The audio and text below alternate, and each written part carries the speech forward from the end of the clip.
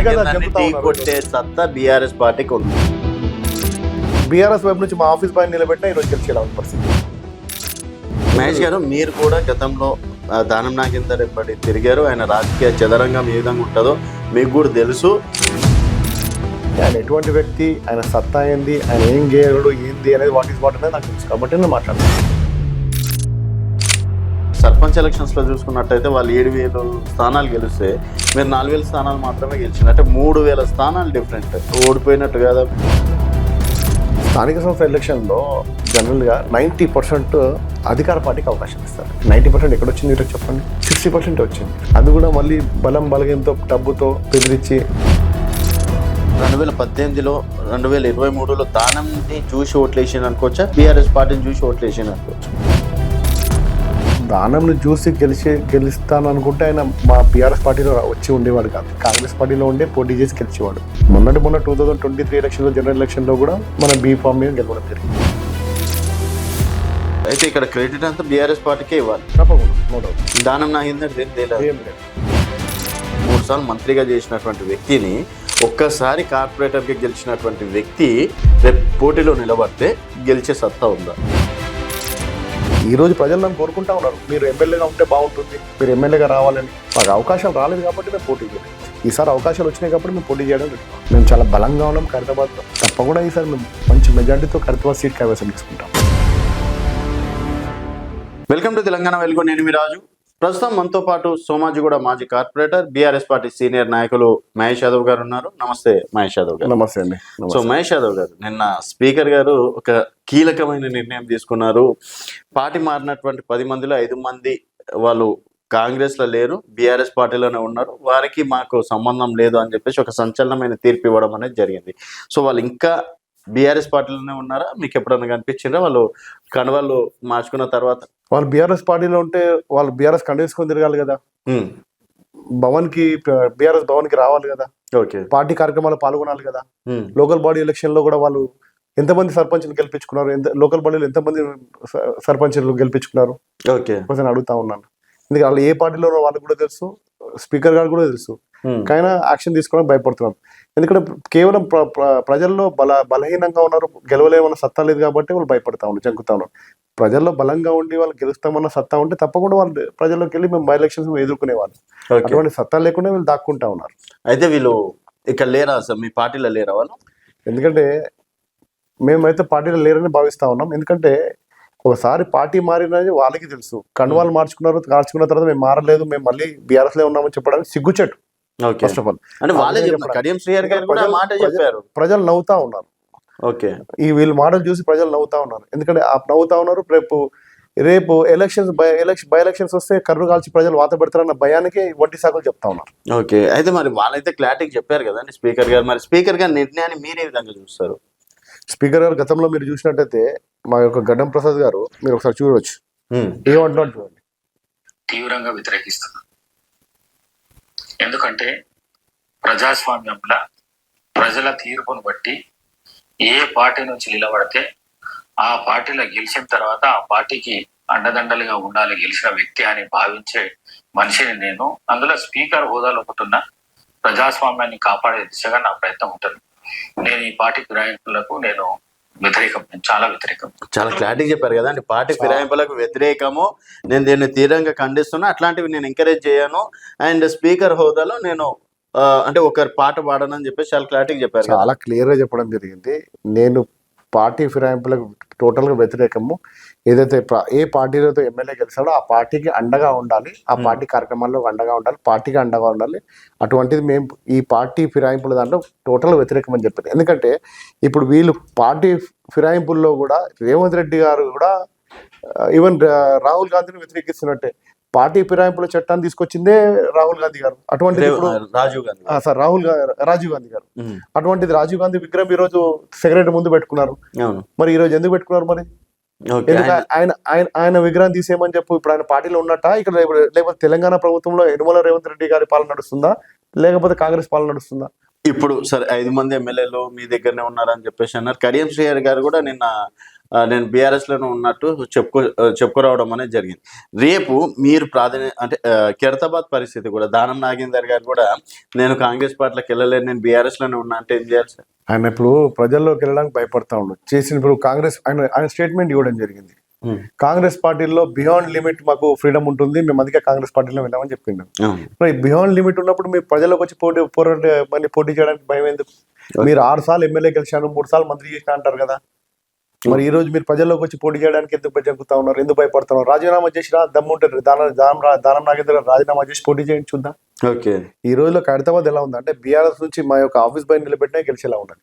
BRS నుంచి ఏ candidate అయితే మా పార్టీ ఆదేశిస్తుందో మేమందరం తప్పకుండా ఖైరతాబాద్ కాన్స్టిట్యున్సీలో అందరు కార్యకర్తలు తప్పకుండా మా యొక్క పార్టీ అధిష్టానం ఆదేశించిన కార్యకర్త ఎవరికైనా సీట్ ఇచ్చినా తప్పకుండా మేము అందరం కలిసి గట్టిగా పనిచేసి గెలిపించుకుంటాం. అంటే ఇక్కడ దానం నాగేందర్ ఒకవేళ రాజీనామా చేస్తే గెలవడనే మీ ఉద్దేశం?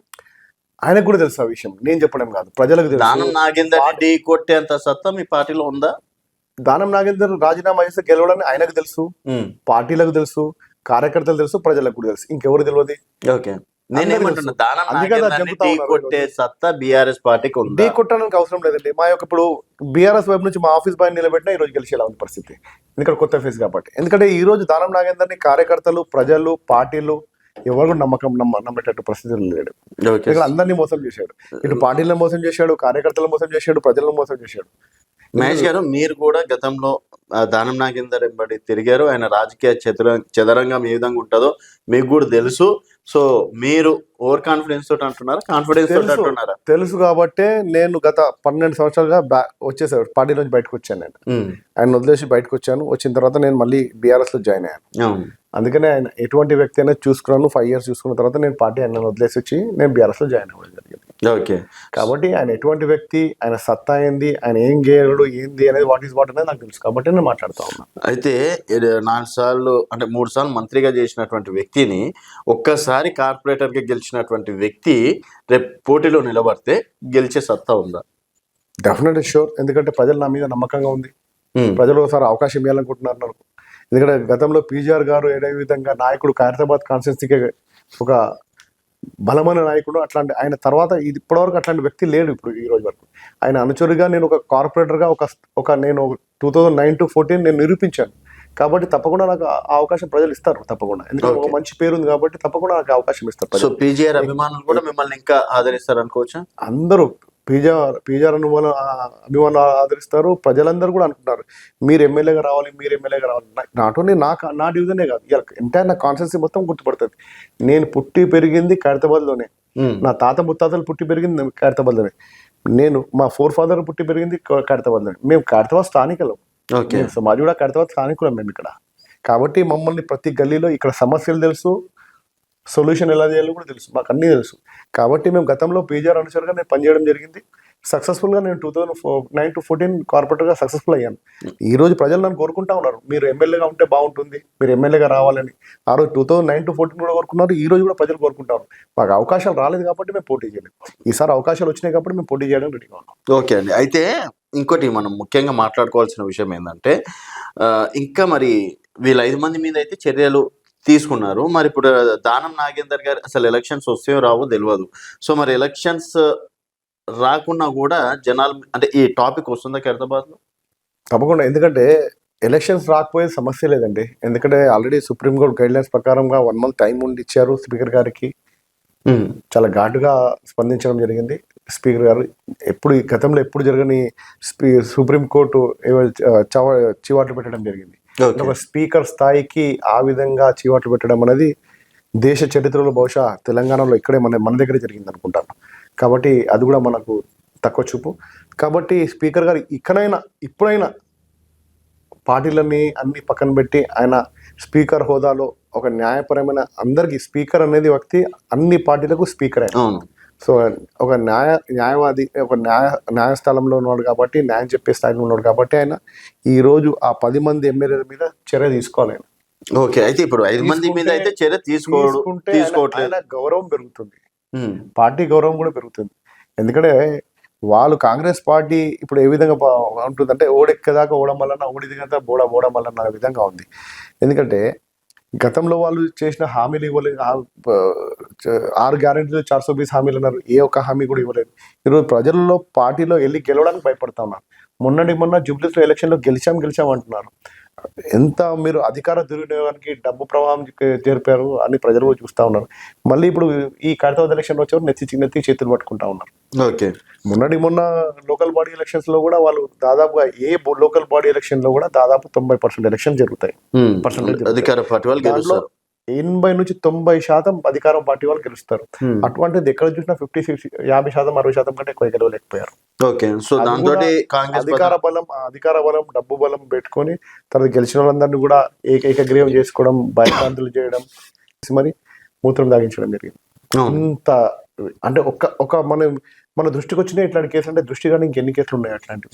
అయితే అండి సరే, ఇప్పుడు బీసీ వాదం వచ్చింది కాబట్టి నేను ఈ క్వశ్చన్ అడుగుతున్నా. రేపు ఖైరతాబాద్ లో కూడా బీసీ నాయకుడిని బీఆర్ఎస్ పార్టీ నిలబెడుతుంది అని చెప్పేసి అనుకోవచ్చు. ఎందుకంటే మన జూబ్లీహిల్స్ లో ఒక చర్చ జరిగింది, బీసీ నాయకుడు అయితే బీసీ నాయకుడిని ఢీ కొట్టేవాడు అని చెప్పేసి.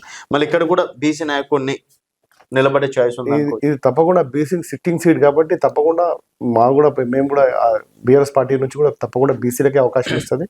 గతంలో ఇప్పుడు మొన్న జూబ్లీ సెలక్షన్ లో చూసుకుంటే కూడా బీసీ మైనార్టీలు అధికంగా ఉన్నారు కాబట్టి బీసీ ఒక నవీన్ యాదవ్ గెలవడం జరిగింది. అలాగే ఇప్పుడు ఈ ఖైరతాబాద్ లో కూడా బీసీలు ప్లస్ మైనార్టీలు బాగా ఉన్నారు కాబట్టి తప్పకుండా ఈ బీసీలకే సీట్ కేటాయిస్తారు, బీసీలకే అవకాశం వస్తుంది. ఓకే, సో బీసీ ఫీలింగ్ వచ్చింది అయితే జనాల లోపల. బీసీ ఫీలింగ్ బాగా నాటుకుపోయిందండి. ఇప్పుడు ఇంత ముందులాగా బీసీలు లేరు, ఇప్పుడు బీసీలో చాలా చైతన్యవంతం వచ్చింది. బీసీలు బాగా ఎస్సీ ఎస్టీ మైనార్టీ బీసీలో కూడా ఒక ఫీలింగ్ వచ్చింది, మేము కూడా మా రాజ్యాధికారం సాధించాలన్నట్టు. అయితే మీరు కూడా చాలా కార్యక్రమాలు బీసీలకు సంబంధించి చాలా కార్యక్రమాల్లో పాల్గొంటున్నారు. రీసెంట్ గా గన్ పార్క్ దగ్గర కావచ్చు, అక్కడ ధర్నాలు కూడా చేపట్టడం అనేది జరిగింది. సో బీసీలకు రాజ్యాధికారం బీఆర్ఎస్ పార్టీలో సాధ్యం అనుకోవచ్చా? తప్పకుండా జరుగుతుంది. బీఆర్ఎస్ లో కూడా మాకు బీసీలకు రాజ్యాధికారం పాసిబుల్ ఉందండి, ఎందుకు తప్పకుండా. ఓకే, ఇప్పుడు శ్రీనివాస్ గౌడ్ గారు కావచ్చు, తలసాని శ్రీనివాస్ యాదవ్ గారు కావచ్చు, వీళ్ళు కూడా అంటే ఫైట్ చేస్తున్నారు కదా, జనాల లోపలికి బీఆర్ఎస్ పార్టీ తీసుకెళ్ళగలుగుతుందా? బీసీలకు కానీ మైనార్టీలకు కానీ ఎస్సీ ఎస్టీ మైనార్టీ బీసీలకు అందరూ కూడా న్యాయం చేయగలుగుతుందంటే ఈ కేవలం ఒకటే పార్టీ అండి, అది మా యొక్క ఉద్యమ పార్టీ బీఆర్ఎస్ పార్టీ. కేసీఆర్ గారి హయాంలోనే అన్ని కులాల మతాలకు అందరూ కూడా కడుపులో పెట్టి చూసుకునే వ్యక్తి కేసీఆర్ గారు. అన్ని మతాలకి అన్ని కుల మతాలకి న్యాయం చేయగల వ్యక్తి కేసీఆర్ గారు. కాబట్టి కేసీఆర్ పాలన మళ్ళీ రావాలి, ప్రజలు మళ్ళీ కోరుకుంటా ఉన్నారు. మళ్ళీ కేసీఆర్ గారు కావాలి, కేసీఆర్ పాలన రావాలి అని కోరుకుంటా ఉన్నారు ప్రజలు, తెలంగాణ ప్రజలు. అండ్ ఇంకోటండి, ఇప్పుడు రేపు వచ్చేది ఫస్ట్ కార్పొరేటర్ ఎలక్షన్స్ జిహెచ్ఎంసీ అంటున్నారు. అండ్ జిహెచ్ఎంసీకి ముందు ఒకవేళ ఖైరతాబాద్ వచ్చినా కూడా సిద్ధమేనా బీఆర్ఎస్ పార్టీ? తప్పకుండా మేము అందరం సిద్ధంగా ఉన్నాం. ఎప్పుడు ఎలక్షన్స్ మూమెంట్ ఒక సోల్జర్ ఏ విధంగా గన్ను పెట్టుకుని నిద్రపోతాడో ఆ విధంగా ఉన్నాడు. ఎనీ టైం మేము విధులేస్తే రెడీగా ఉన్నాం ఎలక్షన్ ఎదుర్కోవడానికి. మేము చాలా బలంగా ఉన్నాం, ఖైరతాబాద్ లో బలంగా గట్టిగా ఉన్నాం. తప్పకుండా ఈసారి మేము మంచి మెజార్టీతో ఖైరతాబాద్ సీట్ కైవసం చేసుకుంటాం. అంటే ఇప్పుడు 2018లో 2023లో దానంని చూసి ఓట్లేసాను అనుకోవచ్చా, బీఆర్ఎస్ పార్టీని చూసి ఓట్లేసాను అనుకోవచ్చా? దానంని చూసి గెలుస్తాను అనుకుంటే ఆయన మా బీఆర్ఎస్ పార్టీలో వచ్చి ఉండేవాడు కాదు. ఓకే, ఆయన 2018లోనే కాంగ్రెస్ పార్టీలో ఉండే పోటీ చేసి గెలిచేవాడు. అక్కడ గెలవలేని సత్తా లేక ఆయన మా యొక్క బీఆర్ఎస్ పార్టీలో వచ్చి బీఫామ్ మీద, మా యొక్క బీఫామ్ మీద గెలవడం జరిగింది. మొన్న 2023 ఎలక్షన్ లో జనరల్ ఎలక్షన్ లో కూడా మన బీఫామ్ మీద గెలవడం జరిగింది. గెలిచేదంటే ఇప్పుడు కాంగ్రెస్ మీద గెలిచి ప్రూవ్ చేసుకోమని చెప్పండి ఆయన. ఓకే, అయితే ఇక్కడ క్రెడిట్ అంతా బీఆర్ఎస్ పార్టీకే ఇవ్వాలి. తప్పకుండా, నో డౌట్. దానం నా ఏం లేదు. చాలా అంటే మీరు తక్కువ అంచనా ఇస్తున్నారేమో అనిపిస్తుంది నాకు. దానం నాగేందర్ మాకు మా పార్టీ బలాలు బలహీనతలు తెలుసు. ఖైరతాబాద్ లో మేము పుట్టి పెరిగాం, హైదరాబాద్ పుట్టి పెరిగాం కాబట్టి మాకు ఇక్కడ మా బలం బలహీనత తెలుసు, సమస్యలు తెలుసు. కాబట్టి మేము చెప్తున్నామండి. మేము ఏదో వేరే కాన్స్టిట్యూన్సీ గురించి చెప్పట్లేదు, మేము పుట్టి పెరిగిన కాన్స్టిట్యూన్సీ ఖైరతాబాద్ గురించి చెప్తున్నాం. మహేష్ యాదవ్ గారికి ఏం బలం ఉందని చెప్పేసి ఈ రోజు అంత కాన్ఫిడెన్స్ గా మీడియా ముందర మాట్లాడుతున్నారు. నాకున్న ఒక్కటే బలం అంటే స్థానికంగా నేను ఇక్కడ పుట్టి పెరిగాను, నేను స్థానికుని. ఇక్కడ బలం తెలుసు, బలహీనత తెలుసు, సమస్యలు తెలుసు, సొల్యూషన్స్ కూడా తెలుసు. కాబట్టి ఇక్కడ ఏం సమస్యలు ఉన్నాయి, ఏం ఉన్నాయి అనేది మాకు పి జనార్దన్ రెడ్డి గారిని నేను గత 30 ఏళ్ళుగా ఇక్కడ నేను పాలిటిక్స్ లో ఉన్నానండి. ఇక్కడ నేను తప్పకుండా ఇక్కడ అన్ని సమస్యలన్నీ నాకు తెలుసు కాబట్టి తప్పకుండా ఇక్కడ నాకు అవగాహన ఉంది కాబట్టి నేను మాట్లాడతామని చెప్తా ఉన్నాను. ఓకే, సో ప్రతి సమస్య మీద మహేష్ యాదవ్ గారికి అవగాహన ఉంది. ఉంది. సో రేపటి నాడు ఏ సమస్యనైనా చెప్పగలుగుతారు. తప్పకుండా చెప్పగలుగుతాం. ఎక్కడ ఏ సమస్యలు ఉన్నాయి, ఏ గల్లీలో ఏ సమస్యలు ఉన్నాయని బాగా తెలుసు మాకు. సరే ఎక్కడన్నా అంటే సరే అండి, ఎక్కడన్నా వెళ్తున్నారా మీరు ఓడిపోయిన తర్వాత నుంచో, లేకపోతే పోటీ చేయకపోయినా సరే ఖైరతాబాద్ నియోజకవర్గం ఎప్పుడన్నా చూస్తున్నారా జనాల నేను మొహాలు? ఖైరతాబాద్ కాన్స్టిట్యూన్సీలో ప్రతి గల్లీ తిరుగుతూనే ఉంటానండి నేను. ఎప్పటికీ? ఎందుకంటే నాకు బంధువులు ఉన్నారు, మిత్రులు ఉన్నారు. నేను ఖైరతాబాద్ డివిజన్ లో, నేను సోమాజిగూడ డివిజన్ లో నేను పోటీ చేసి గెలిచిన తర్వాత కూడా నన్ను వేరే డివిజన్ లో ఖైరతాబాద్ కాన్స్టిట్యూన్సీలో అన్ని చోట్ల నాకు ఆహ్వానాలు వస్తూ ఉంటాయి. నిన్న ఖైరతాబాద్ లో అయ్యప్ప స్వామి పడి పూజకి అటెండ్ చేయడం జరిగింది. మొన్న బంజారాస్ లో అటెండ్ చేయడం జరిగింది. ఇప్పుడు ఏ సీజన్ కోసం ఆ సీజన్ అందరు పిలుస్తూ ఉంటారు. నవరాత్రిలో మొన్న అమ్మవారి నవరాత్రిలో మొత్తం కాన్స్టిట్యూన్సీ అన్ని తిరిగాను. హిమాయత్ నగర్ తిరిగాను, బంజారాస్ తిరిగాను, ఫిలిం నగర్ తిరిగాను, ఓకే. సోమాజిగూడ తిరిగాను. మన గణేష్ నవరాత్రిలో కూడా అన్ని మొత్తం కాన్సెప్ట్ తిరుగుతా ఉన్నాను. ప్రతి గల్లీ తిరుగుతా ఉన్నాను. అందరు పరిచయాలు ఉన్నాయి నాకు మొత్తం ఇక్కడ. సో మహేష్ ఎందుకంటే యాదవ్ మేము ఇక్కడ నిన్న మొన్న రాలేదండి. మేము పుట్టి పెరిగింది ఇక్కడ కాబట్టి మాకు బాగా అవగాహన ఉంది. So pure Hyderabad, 100% cutter Hyderabad, Hyderabad ఏదైనా దేఖలేంगे, जो भी है देख लेंगे, नो डाउट. ఎలక్షన్స్ వచ్చినా ఏదొచ్చినా जो भी है देख लेंगे, किसी को भी है तो देख लेंगे, नो डाउट. ఒకటే మాట. ఒకటే మాట. ఓకే. సో ఇంత పెద్ద యుద్ధాన్ని అయినా ఏదైనా ఎదుర్కొంటాం. మేము ముందుకెళ్ళడం మేము నేర్చుకున్నాం. ఓకే. అది దానం నాగేందర్ గారు ఉండని, అది ఇంత పెద్ద ఎలక్షన్స్ ఉండని, అది రేవంత్ రెడ్డి దిగని, రేపు ఖైరతాబాద్ లో ఉండని మేము ధైర్యంగా పోరాడమే మా కర్తవ్యం. ఓకే. మేము వెన్నుకడుగు గీయడం కానీ వెన్ను తిరగడం కానీ మాకు మేము నేర్చుకోలేదు. సార్ నమ్మకం ఉందా రేపు ఖైరతాబాద్ లో ఉప ఎన్నికలు వస్తాయని? వస్తాయి, తప్పకుండా వస్తాయి. మేము అందరం రెడీగా పక్కా ఉన్నాం. తప్పకుండా కాన్ఫిడెన్స్ గా ఉన్నారు? డెఫినెట్ కాన్ఫిడెన్స్ గా ఉన్నాం. ఏంటంటే ఇప్పుడు మొన్న మరి సర్పంచ్ ఎలక్షన్స్ లో చూసుకున్నట్టయితే వాళ్ళు 7,000 స్థానాలు గెలిస్తే మీరు 4,000 స్థానాలు మాత్రమే గెలిచింది. అంటే 3,000 స్థానాలు డిఫరెంట్. మరి అది కాదా, అంటే ఓడిపోయినట్టు కాదా మీరు? స్థానిక సంస్థ ఎలక్షన్ లో ప్రజలు కూడా జనరల్ గా 90% అధికార పార్టీకి అవకాశం ఇస్తారండి. ఇక్కడ 90% ఎక్కడ వచ్చింది వీళ్ళకి చెప్పండి? 60% వచ్చింది, 55-60% వచ్చింది. అది కూడా మళ్ళీ బలం బలగంతో డబ్బుతో బెదిరించి యునానిమస్ గా ఏకగ్రీవం చేసుకోవడం, దాదాపుగా 950 స్థానాలు ఏకగ్రీవం చేసుకోవడం జరిగింది. అంటే నువ్వు అర్థం చేసుకోవచ్చు ఇక్కడ డబ్బు ప్రవాహం కానీ అధికార ప్రవాహం కానీ ఎంతగానో వాడుతున్నాం. ఇంత వాడినప్పటికీ మాకు దాదాపు 3,500 స్థానాలు మేము గెలిచామంటే నాట్ ఏ జోక్. ఓకే. మేము ఏం చేయకున్నప్పటికీ 3,500 స్థానాలు మాకు వచ్చినాయి. జస్ట్ క్యాజువల్గా ఉంటేనే. వీళ్ళు ఇంత డబ్బు ప్రవాహం చేసి, భయభ్రాంతులు చేసి, కిడ్నాపులు చేసి, మరి ఇంత అధికార దుర్వినియోగం చేసినప్పటికీ కూడా 60% దాటలేకపోయారు. సో జనాలు ఇంకా బీఆర్ఎస్ పార్టీని నమ్ముతున్నారు. ప్రజలు నమ్ముతున్నారు. ప్రజలు కేసీఆర్ గారిని కోరుకుంటున్నారు, బీఆర్ఎస్ పార్టీని కోరుకుంటున్నారు. మళ్ళీ బీఆర్ఎస్ ప్రభుత్వం రావాలి, కేసీఆర్ గారు మళ్ళీ రావాలని కోరుకుంటాం. అయితే ఇప్పుడు దాదాపుగా మొన్న డిసెంబర్ 9తో 2 సంవత్సరాల పరిపాలన కంప్లీట్ అయింది కాంగ్రెస్ పార్టీది. ఈ 2 సంవత్సరాల్లో చాలా సక్సెస్ఫుల్ గా ఏమని చెప్పేసి గ్లోబల్ సమ్మిట్ పెట్టారు. అండ్ మెస్సీ లాంటి ప్రపంచవ్యాప్త క్రీడాకారిని తీసుకొచ్చి ఇక్కడ ఫుట్బాల్ ఆడించడం అనేది జరిగింది. తర్వాత 500 కోట్లు 600 కోట్లు పెట్టుబడులు తెచ్చినామని చెప్పేసి చెప్పుకురావడం అనేది జరిగింది. సో ఈ 2 సంవత్సరాల పాలనపై కాంగ్రెస్ సక్సెస్ అయింది అనుకోవచ్చు. ఇప్పుడు మెస్సీకి దగ్గర ఈయన ఫుట్బాల్ ఆడడానికి దాదాపు 150 కోట్లు ఖర్చు పెట్టారు. అదే కేటీఆర్ గారు ఇక్కడ ఫార్ములా రేస్ తీసుకొచ్చి మన హైదరాబాద్ని ఒక గ్లోబల్ సిటీగా రూపొందించడానికి తీసుకొస్తే మేము తప్పు చేయడం జరిగింది. మరి ఈయన ఏం చేశాడండి? ఒక మెస్సీ అసలు మాకు ఫుట్బాల్తో సంబంధమే లేదు. మన తెలంగాణలో ఎంతమంది ఫుట్బాల్ ఆడతారు చెప్పండి? తెలంగాణ ఫుట్బాల్ ఎలా ఆడాలో కూడా తెలియదు. మన ఫుట్బాల్ మన గేమ్ కూడా కాదు. అటువంటిది ఫుట్బాల్ మీద తీసుకొచ్చి 150 కోట్లు ఈయన సొంత గేమ్కి ఆడించుకొని డబ్బు వృధా చేయడం జరిగింది. అది కూడా సింగరేణి కార్యక్రమాల కష్టార్జితంతో ఒక్కొక్క రూపాయి కష్టపడి సంపాదించిన డబ్బు వృధా చేయడం జరిగింది. అంటే ఆ గేమ్ వల్ల సరే తెలంగాణ వ్యాప్తి అనేది ప్రపంచానికి తెలిసిందని చెప్పేసి అనుకోవచ్చు కదా. నేను అదే అడుగుతా ఉన్నాను. ఇప్పుడు మీరు 150 కోట్లు ఖర్చు పెట్టి మెస్సీ, ఇప్పుడు తెలంగాణ ప్రభుత్వానికి, తెలంగాణ ప్రజలకి మెస్సీ గురించే తెలియదు, మెస్సీ ఎవడో కూడా తెలియదు. ఇప్పుడు మెస్సీ గురించి మనం తెలుసుకున్నాం. మెస్సీ అంటే అసలు ప్రజలకు ఎవరు కూడా తెలంగాణ కూడా తెలియదు. ఓకే. అటువంటిది ఇప్పుడు ఇక్కడ తీసుకొచ్చి మన తలపై రుద్దడం, ప్రజలపై రుద్దడం జరిగింది. ఓకే. అంటే రేపు నాడు సరే మీరు ఎన్నికల్లోకి వెళ్తే ఏది మీ ప్రధాన ఆయుధాలు అనేది కూడా ఉంటాయి కదా. సో బీఆర్ఎస్ పార్టీ కావచ్చు, ఒకవేళ మీకు టికెట్ ఇచ్చినా కావచ్చు, ఇంకెవరికైనా టికెట్ ఇచ్చినా కావచ్చు, ఏంది మీ ప్రధాన బలాలు ఏమనుకోవచ్చు రేపు ఖైరతాబాద్లో కావచ్చు?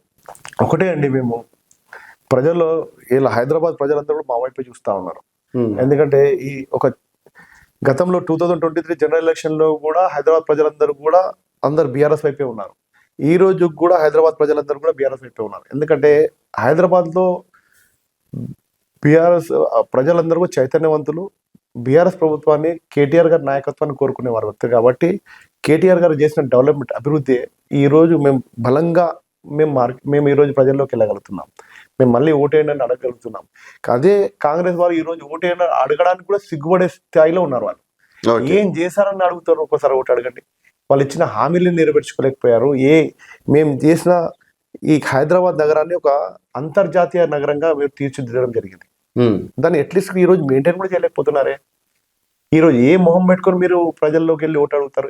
ఎక్కడ చూసినా పాట్ హోల్స్ దర్శనం ఇస్తా ఉన్నాయి, మోరీలు పొంగుతా ఉన్నాయి, వాటర్ లైన్స్ సరిగ్గా రావట్లేదు, పవర్ మళ్ళీ సేమ్ పాత రోజులు గుర్తొస్తా ఉన్నాయి, పవర్ కట్ ఆఫ్ జరుగుతూ ఉన్నాయి, మంచినీటి సమస్యలు అట్లాగే ఉన్నాయి.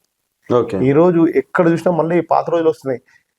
మంచి రోజులు అన్నట్టుగా ఇప్పుడు పాత రోజులు మళ్ళీ గుర్తొస్తా ఉన్నాయి. ఇందిరమ్మ రాజ్యం సక్సెస్ అవ్వట్లేదు. అయితే ఇందిరమ్మ రాజ్యం అంటే మార్పు అన్నారు. మార్పు అంటే మంచి నుంచి ఇంకా చెడు నుంచి మంచి అవుతారు అనుకుంటారు. చెడు నుంచి మంచి నుంచి చెడు జరగడం జరుగుతుంది. మార్పు అంటే మీరు అధికారంలో లేదు కాబట్టి మీరు చెడు అని చెప్పేసి మీరు అంటారా? మేము అధికారంలో ఉన్నప్పుడు వాళ్ళేమో మంచి చేసినాము, చెడు నుంచి మేము మంచి చేసినాము, కేసీఆర్ లాంటి వాళ్ళని పండబెట్టి తొక్కి ఈ రోజు మేము సీట్లో కూర్చున్నామని వాళ్ళు చెప్పుకుంటారు.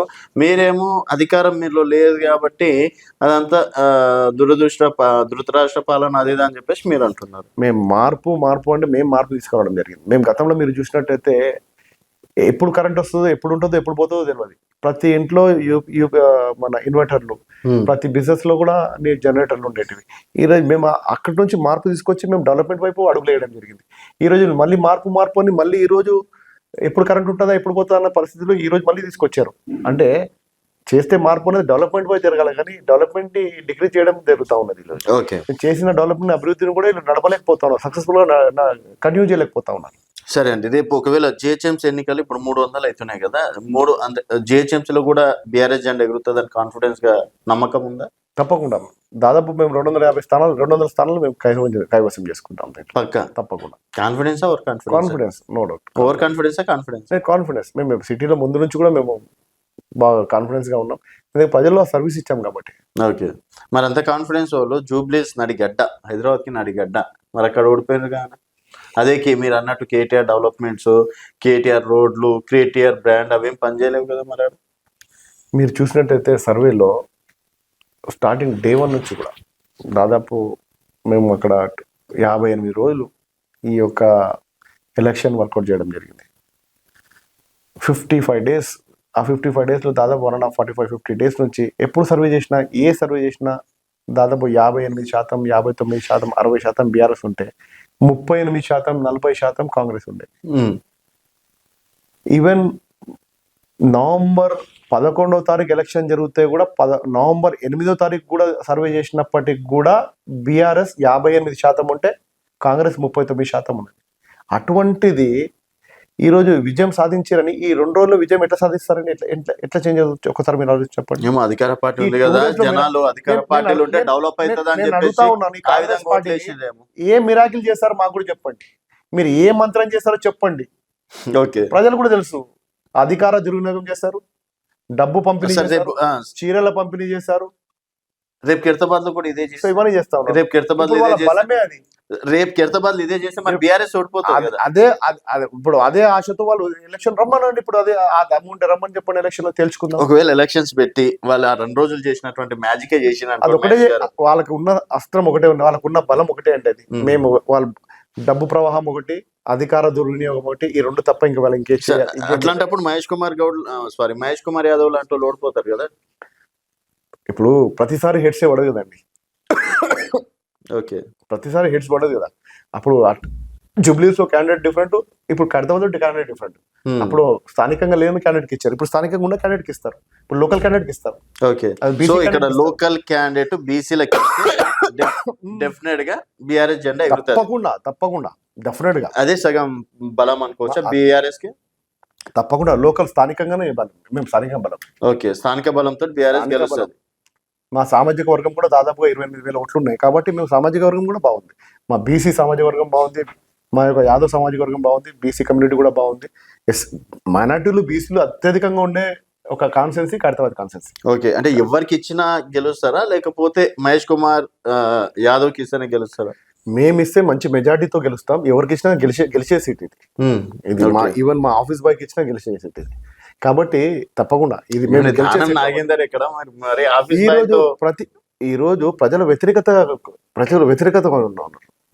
సో ఇప్పుడు ప్రజల వ్యతిరేకత ముందు అక్కడ దానం నాగేందరా, రాహుల్ గాంధీయా, రాజీవ్ గాంధీయా చూడరు. అక్కడ రాజీవ్ గాంధీ కూడా నిలబడినా ఓడిపోయే అవకాశం ఉంటుంది, రాహుల్ గాంధీ నిలబడినా ఓడిపోయే అవకాశం ఉంటుంది. అక్కడ దానం నాగేంద్ర ఓడిపోయే అవకాశం ఉంటుంది. దానం నాగేంద్ర గతంలో ఓడిపోలేదా?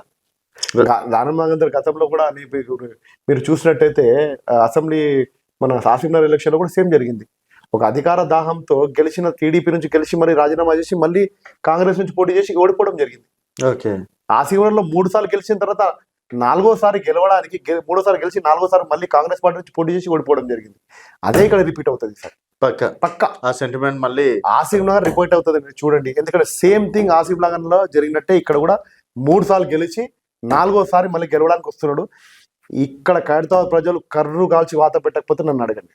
సో చూద్దామండి, ఎలక్షన్స్ వచ్చిన తర్వాత మళ్ళీ మాట్లాడే ప్రయత్నం చేద్దాం. అండ్ బీఆర్ఎస్ పార్టీ ఈసారి మళ్ళీ బీసీలకు అవకాశం ఇచ్చి బీసీల మీద ప్రేమ చాటుకుంటుందా లేదా అనేది కూడా ఆ విషయాలు కూడా చూద్దాం. థ్యాంక్ యూ అండి, thank you so much. So ఇది మహేష్ గారితో స్పెషల్ చిట్ చాట్. మరో గెస్ట్ తో మళ్ళీ కలుద్దాం. చూస్తూనే ఉండండి తెలంగాణ వెలుగు.